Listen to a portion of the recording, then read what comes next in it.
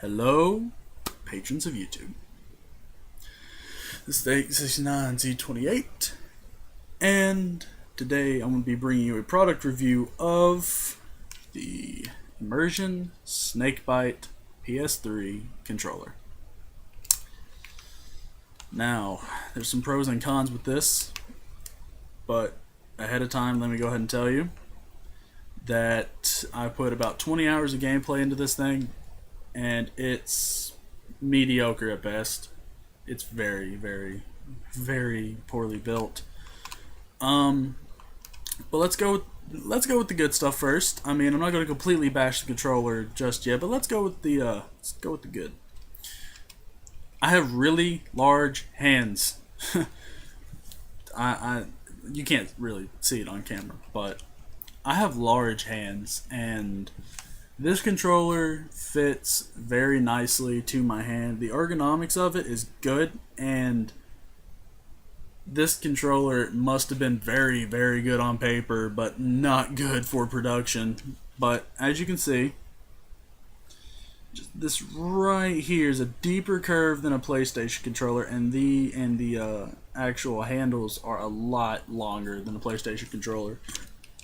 And I like that, because I have larger hands, as I said, and it's comfortable to hold. That's about it. Time to go to the cons. Alright, the cons of this controller are your buttons don't always register. You actually have to, I don't know if you can hear it, but to actually get them to register, you can't just do this. You actually have to hit it. Another thing is the turbo mod that they have installed into the controller.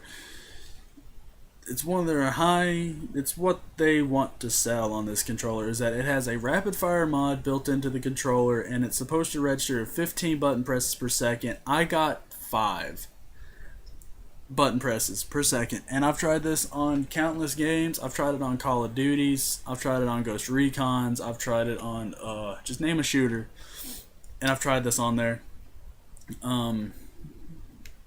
It's not built very well. Although the mapping is easy, you just hold down the turbo button, the pressure button you want to set it to, and there you go. LED flashes when you press it. That's about it. And then to clear it, you hold down the clear button, you press the button again, and the LED goes off. And as you probably saw, another con that I don't like about this is sometimes your L1 and R1 buttons don't register at all. I've had plenty of gunfights that I went to spray or ADS and they didn't register, and I end up dying, which is not what you want to do in a Call of Duty.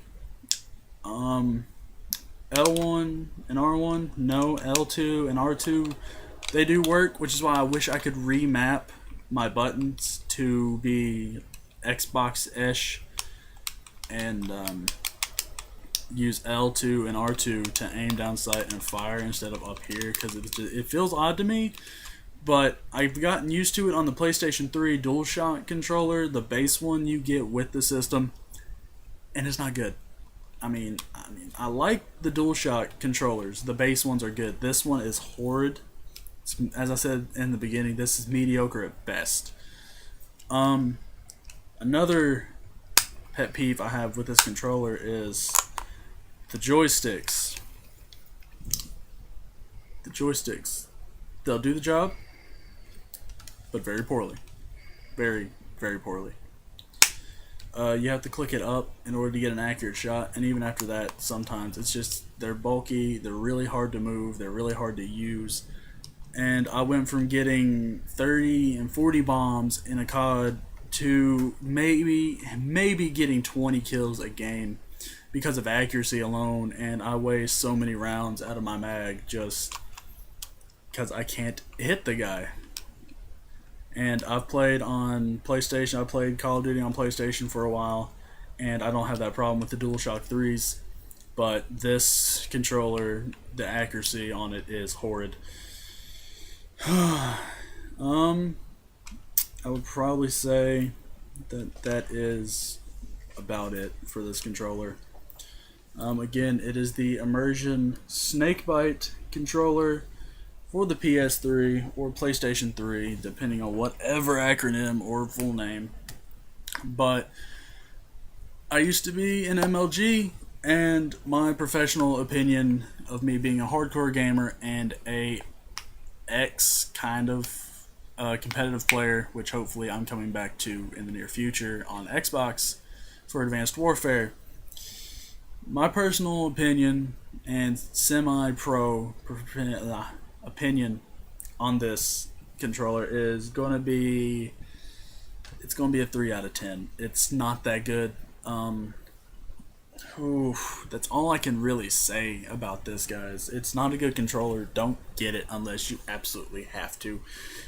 If you don't have a pawn shop that has PlayStation controllers, don't get this controller. Don't do it. Get an Afterglow. Afterglows are good for filler controllers. I've played on Afterglows in tournaments, and they're okay. I can go through a whole rant on that, but Afterglows are a really good fillers for time between your next controller purchase, in case your controller breaks or gives out or whatever be the case. But don't get this. Pay the extra $5-10 is going to be to get the Afterglow, which is what I should have done, but I couldn't at the time, and none of the pawn shops were open, and I had a comp. So that's it, guys.